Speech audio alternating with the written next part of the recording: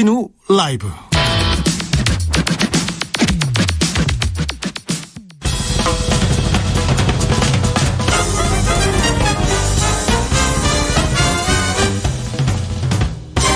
훅 인터뷰. 모두를 위한, 모두를 향한, 모두의 궁금증 훅 인터뷰. 대선이 16일 앞으로 다가왔습니다. 막판에 최종 변수가 될 거는 단일화였는데 단일화가 결렬됐다, 이런 선언을 안철수 후보가 했습니다. 국민의힘 내부에서는 이 문제 어떻게 보고 있을까요? 지금 대선 판세는 어떤지 물어보겠습니다. 국민의힘 이준석 대표 모셨습니다. 안녕하세요. 네, 안녕하십니까. 네.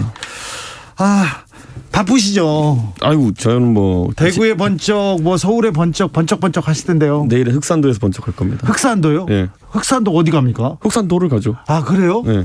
대선에 야당 대표가 흑산도라, 이거 참 듣기 어려운데요. 그러니까 저희가 호남을 위한 실질적인 공약들을 많이 이제 준비했고, 네. 그래서 그 중에 하나가 이제 울릉공항과 비견되는, 울릉공항은 건설 중이죠, 지금 울릉도에는. 네. 그런데 이제 흑산공항도 원래 이명박 정부 시절에 같이 추진이 됐었는데 중간에 약간 표류하는 상황이었습니다. 그래서 네. 저희가 흑산공항 같은 경우에도 추진을 저희가 목표로 하고 있고, 그래서 네. 흑산도 주민들 찾아뵙고 직접 공약 설명 드리려고. 아, 그래요? 유세차는 이미 배 타고 가고 있습니다. 저는 내일 합류하고요. 예. 그래요? 후보도 갑니까? 후보는 내일 익산으로 갑니다. 아, 그렇습니까? 예. 호남으로 계속 가네요. 예, 예. 지금 현재 판세 어떻습니까? 그냥 그 언론에 나오는 여론조사랑 저희 내부 분석도 비슷합니다. 내부 분석하는데 세밀하게 하잖아요. 예, 예. 여의도 연구소 조사가 정확하다던데 예. 비슷합니까? 비슷하고요. 이제 안심번호 체계가 도입된 다음부터는 각 정당 간의 그런 편차가 많이 줄어가지고 네. 저희가 보는 결과를 아마 민주연구원도 그대로 보고 있을 거라고 생각하고요. 네. 그렇기 때문에 최근 이재명 후보가 뭔가 돌파구를 마련하기 위해 가지고 갑자기 이제 허경영 후보의 이제 무궁화 발차기 같은 것도 따라하고, 네. 그리고 뭐 이런 약간 좀 무리수를 두고 있는 것 같은데요. 아, 지금 국민의힘이 약간 우세에 있기 때문에 지금 이재명 후보가 발차기 한 겁니까, 그럼? 아니, 원래는 그 윤석열 후보 엎어컷 가지고 무슨 뭐 네. 정치 보복의 의진이 뭐니 하면서 비판했었잖아요. 그런데 그럼- 갑자기 이재명 후보가 뭐도 해야겠다 싶으니까 그 허경영 후보 발차기 따라하고, 그리고 또 갑자기 도복 입고 나와서 격파 쇼하고 이렇게 하잖아요. 뭐라도 이제 언론에 노출이 더 필요하다는 생각을 하고 있는 거겠죠. 자, 어제였나요? 안철수 국민의당 후보가 단일화 협상 결렬 선언했습니다. 어떻게 보셨어요? 뭐 저는 뭐 항상 제가 예측하는 대로 움직이시기 때문에 네. 뭐 저는 항상 그분에 대해서 예측하는 게 네. 하고 싶은 대로 하시는 분이다. 네. 예전에 서울시장 선거 때도 아무도 안 물어봤거든요. 그런데 혼자 출마 선언할 때 야권 단일 후보가 되겠다고 출마 선언하셨어요. 네. 그럼 그런 경우는 저도 처음 봤습니다. 네. 본인이 야권 단일 후보가 되겠다고 먼저 선언하는 것은. 그랬기 때문에 이번에도 마찬가지로 단일화 하자고 하신 분도 안철수 대표, 네. 중간에 단일화 안 하겠다고 선언하신 분도 안철수 대표, 네. 완주도 이번에 대선 기간 중에만 2번, 3번 정도 선언하신 것 같거든요. 네. 그러니까 뭐 그 안철수 후보에 대해 가지고 잘 아시는 많은 분들은 보통 이럴 때 이렇게 얘기합니다. 그냥 가만히 놔두면 된다. 네. 하시고 싶은 거 다 하시면 된다. 아, 그렇습니까? 예. 근데 안철수 후보가 어제 이제 또 마이크를 잡고 제1야당에서 상중에 정치 몰입의 짓을 하고 있다, 이렇게 얘기하던데요. 무슨 몰입짓을 했나요? 그러니까 저는 그런 어떤 말을, 날선 말을 하면서 관심을 좀 받고 싶어 하시는 것 같은데, 네. 냉정하게 이렇게 표현할게요. 제가 지금 그 어제도 이제 제가 뭐 유지 얘기해가지고 뭐 비판한 분도 있던데, 네. 아니 그 국민의당에서 선거운동하시다가 돌아가신 그 당원분과 그리고 운전기사분 있지 않습니까? 네. 운전기사분은 정권 교체에 대한 열망이나 이런 것보다는 그냥 그 업체랑 계약 관계 때문에 오신 분일 가능성이 높거든요. 근데 뭐 그런 돌아가신 분의 유지를 받들어 가지고 뭐 정치 행보를 하는 것을 합리화하는 것은 그거 자체로 굉장히 부적절하다고 제가 지적을 한 겁니다. 네. 그리고 그래서 내가 그러면 그 돌아가시는 운전기사분 같은 경우에는 본인이 위험한 일을 한다고 생각하지도 않으셨을 거고, 그렇기 때문에 뭐 유지를 확인할 길이 없는데 어떻게 했다는 거냐. 네. 그걸 물었더니만은 이게 고인모독이라는 거예요. 오히려 고인의 의사를 확인하지도 않고 선거운동에 본인들이 활용하는 것이 굉장한 모독이라 저는 생각하거든요. 그러니까 이런 것들을 그냥 우르르 해가지고 고인모독으로 몰려고 했던 거겠죠. 아무튼 고인 유지 발언 놓고 깜짝 놀랐다고 국민의 당 쪽에서는 계속 얘기하고 있습니다. 본인들이 어제 단일화 파기 선언하고 뭐 국면 반전이 좀 필요했으니까 그런 걸 뭐 부각시키려고 했는지 모르겠지만은 네. 우리 주진우 기자는 또 국어국문학과 출신이니까 네. 네, 또 잘 보시면은 그 전체적으로 유지를 이야기하는 것에 대해서 비판하는 것이지 뭐 고인을 모독하는 내용이 될 수가 없고 오늘은 또 그러니까 그걸로 또 이제 어제 그게 기사분이나 아니면 돌아가신 분 얘기가 대중에게 다소 비판받을 여지가 있다 보니까 네. 안철수 후보 측에서 또 어제는 안중근 의사의 유지를 받들겠다 그랬어요. 네. 근데 이 안중근 의사의 유지를 받는 거랑 단일화 안 하는 거랑 무슨 상관입니까? 완주하는 거랑 안중근 의사가 왜 여기에 지금 나와야 되는 거죠? 그러니까 자꾸 이런 얘기를 제가 하는 이유는 뭐냐면은 네.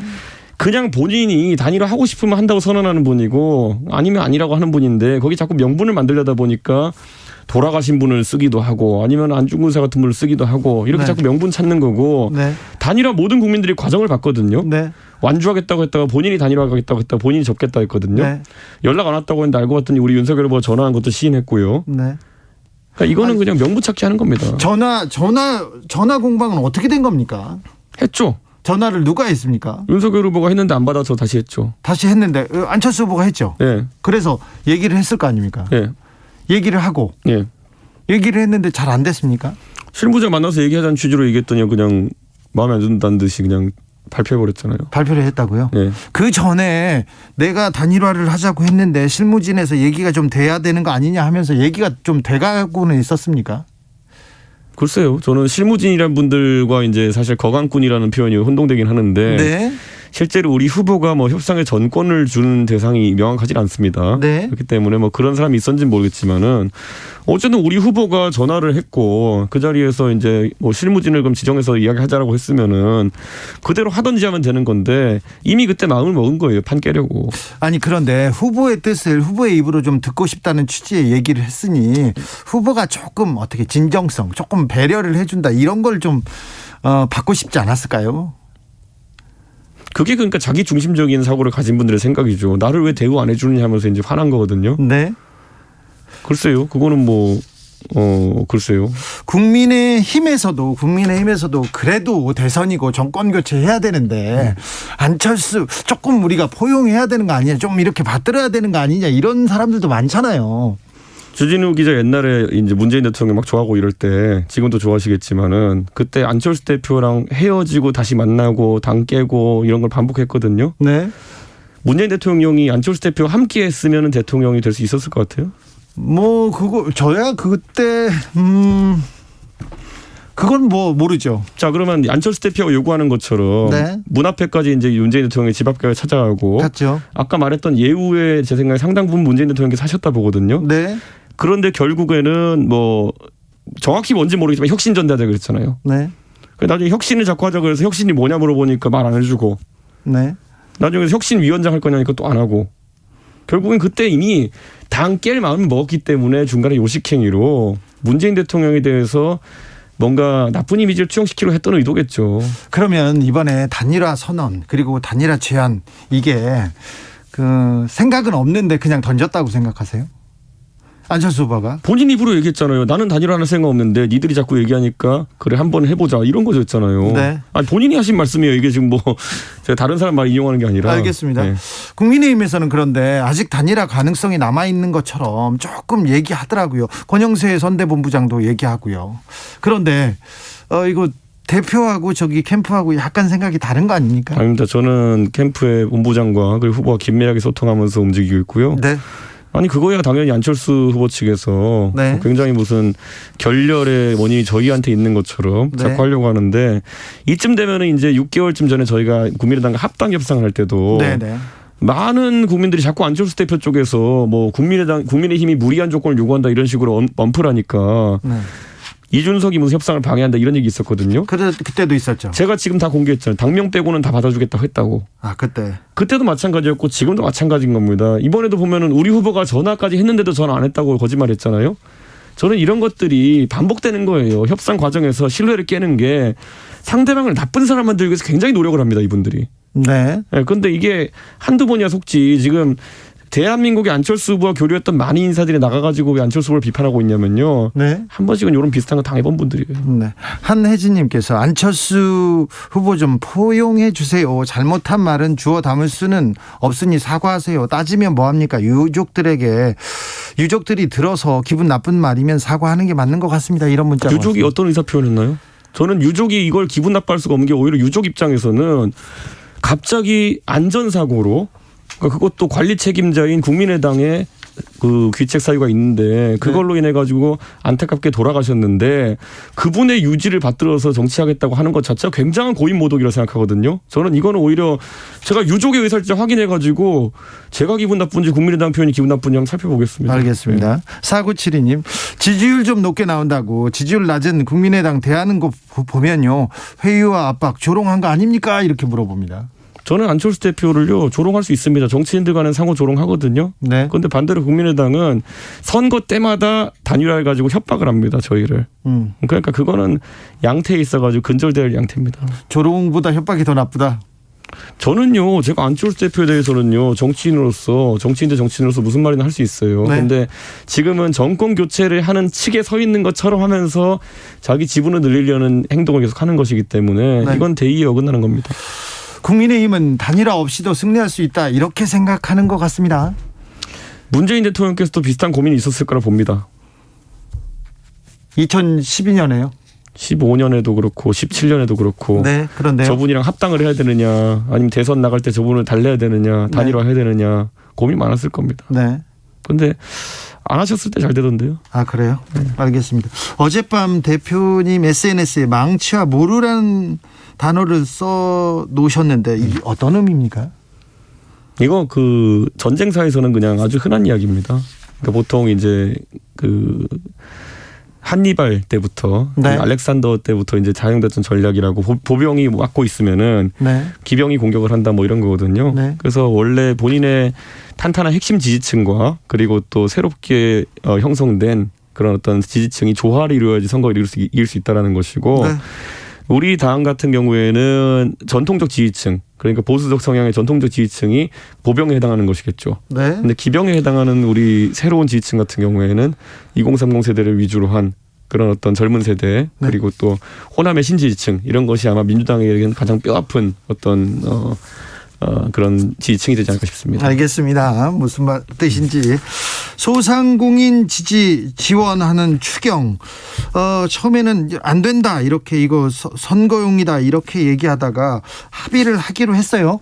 이제는 뭐 소상공인들한테 일단 지원은 빨리 할 수 있게 됐습니다. 그거야말로 민주당이 이제 선거 앞두고 네. 이제 생색내려고 했던 것이고 180석을 가진 정당이기 때문에 저희가 마지막엔 이렇게 끌려갈 수밖에 없는 겁니다. 그런데 저희 입장에서는 그 추경이라고 하는 것도요. 결국엔 저희는 더 증액해가지고 제대로 이제 지원을 하자라는 이야기를 했던 것이고 민주당은 지금 선거 앞두고 본인들이 이제 주장을 하고 그 과정에서 홍남기 부총리가 막아서는 듯한 모습을 보이게 한 다음에 본인들이 야당인 양 그 홍남기 부총리 공격했거든요. 홍남기 부총리는 뼛속까지 관료인 분이에요. 그렇기 때문에 문재인 대통령의 의사에 반했을 리가 없는데 네. 이재명 후보의 민주당이 문재인 대통령 공격한 모양이다 이렇게 봅니다. 김만배 씨 녹취록이 또 나왔어요. 그래가지고 예전에는 내 카드면 윤석열 주고 그러더니 이번에 영장 들어오면 윤석열 주고 이런 내용이 있습니다. 그래서 민주당에서는 대장동의 흑기사는 윤석열이다 이렇게 공격하고 나왔는데 그 민주당이 항상 꼭 감옥에 계신 분이나 꼭 이렇게 문제되신 분들의 발언 같은 거 되게 좋아하시거든요.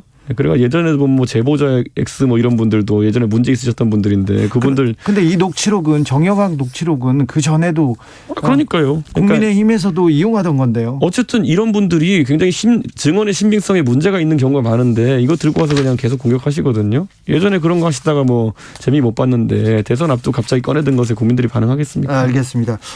이것도 하나 물어볼게요. 네. 벽보 윤석열 후보만 이렇게 사진이 작게 앉아 있는 것처럼 나왔던데 이유가 뭡니까?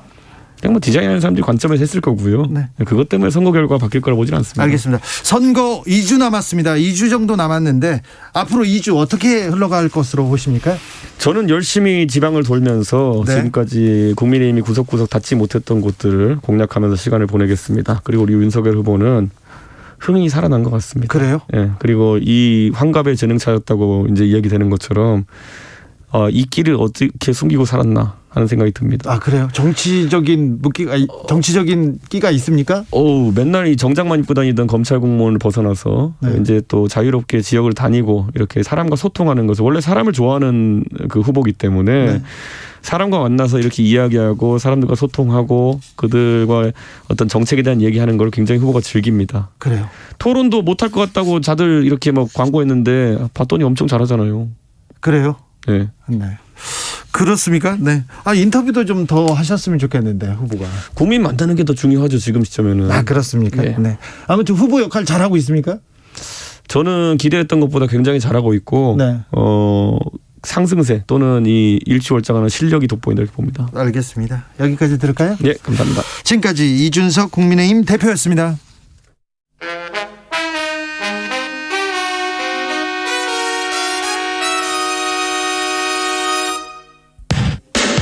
주진우 라이브 돌발 퀴즈. 오늘의